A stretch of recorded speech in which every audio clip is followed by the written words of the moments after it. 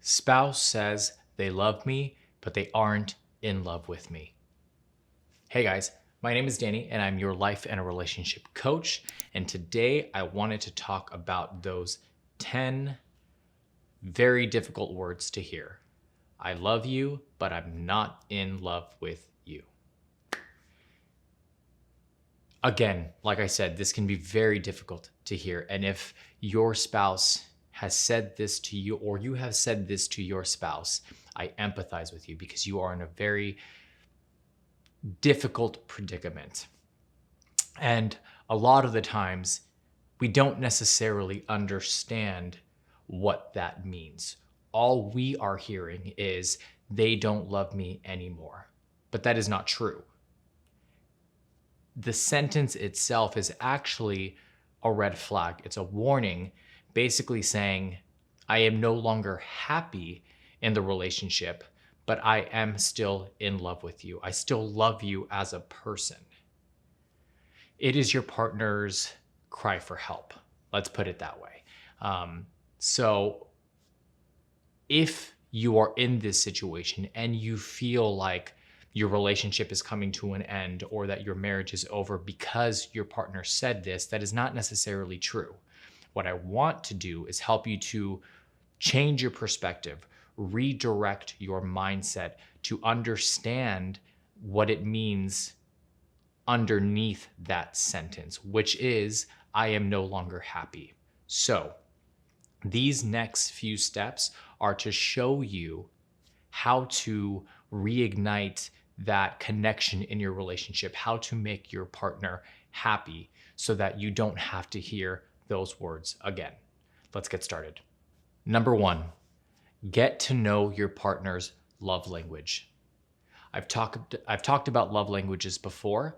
It's something that I've mentioned in many videos in the past, but the basics of a love language is how your partner receives love, what their expectation is. So that could be words of affirmation, that could be physical touch, that could be small gifts, anything basically that shows your partner that you care about them on a more deeper and intimate level. If you have yet to learn your partner's love language, then my suggestion is that you invest the time in learning it.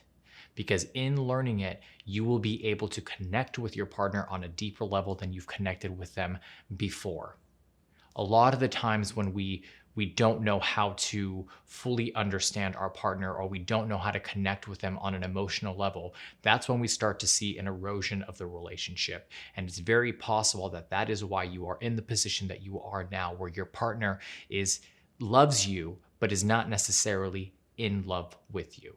Number two, get to know yourself.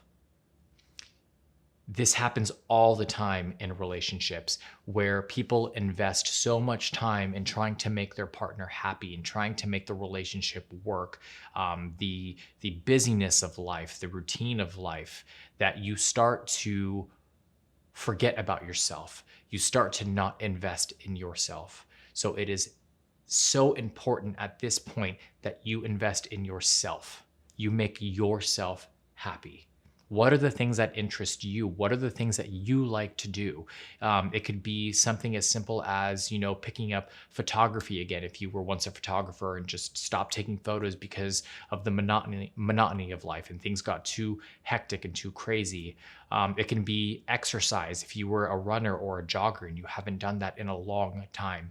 Doing these things and reinvesting in yourself will help your relationship leaps and bounds in the long run.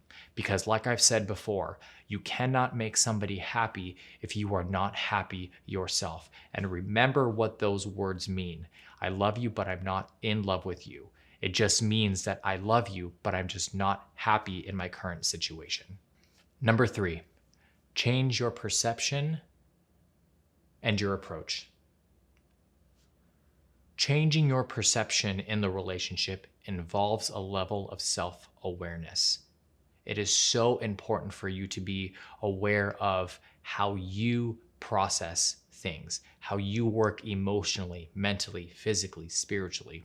All of these things will help you to be able to understand your current situation, why things went wrong, where you stopped giving the attention to your partner that they deserved, or maybe you were giving your partner too much attention, but not the attention that they needed or that they wanted. Awareness, self-awareness is key in this. And that will allow you to change your perception on the relationship and the approach. So shifting the way that you do things within the relationship, changing the dynamic. If you are an over communicator, but it's not quality conversation, maybe pull back on that communication a little bit and make sure that when you do converse with your partner, it's quality conversation, not quantity. If you are the type of individual that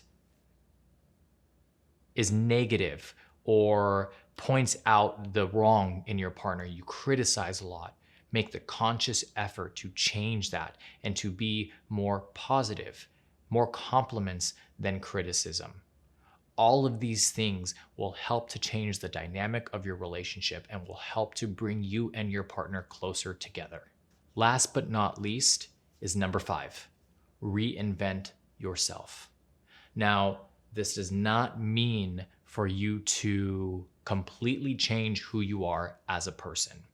If you are in a situation where your partner is not happy, they still love you, but they're not happy, the worst thing that you can do is completely change your personality and your character, because then that is just a totally different person that your partner is used to. They don't know who you are anymore, and that can actually be more detrimental than anything else. When I say reinvent yourself, I mean by investing the time in yourself and starting to do things that you haven't done in a long time, putting yourself in uncomfortable situations. That way you can grow. So let's say, for example, you are not necessarily comfortable jogging. And it's not that you can't jog, it's just you don't like being out in public because you feel people are judging you or anything like that. Just anything that puts you in an uncomfortable situation. Make sure you start to do that, because by doing that, it helps you to grow as an individual. It grows your confidence and it allows you to get rid of those insecurities that you may have lingering that you didn't even know existed. All of these things will actually contribute to the person that you already are, but in a more positive way. And by doing this, it will attract your partner back to you and make them realize that you are consciously working towards shifting the dynamic of your relationship. As I mentioned before, self-awareness is such a crucial part of any successful relationship, more so than communication, because in order for you to be able to communicate effectively, you have to be aware of the things that make you tick, how you are able to relate to your partner and the world around you. So if you want more help in becoming more self-aware, please make sure you click on the private video below. I have a training that shows you step by step how to start becoming an individual who's a little bit more self-aware. And I promise you that this will help you in your relationship. If you related to the content, if you enjoyed the content, if you feel like you got something out of it, please make sure you like and subscribe. I would love to hear from you guys. If you guys have been through a similar circumstance, if you guys have more questions, please make sure you put your questions in the comments down below. If you feel like you need a little bit more information, more clarity, just to know how to deal with the situation a little bit further, please make sure you visit us on happilycommitted.com, where we have a multitude of different articles and blogs related to this topic and several other topics as well. You can also book a one-on-one coaching session with myself or any of the other amazing coaches that we have on the team. Again, my name is Danny. I'm your life and relationship coach. I hope you guys are staying happy and healthy, and I hope to see you guys soon.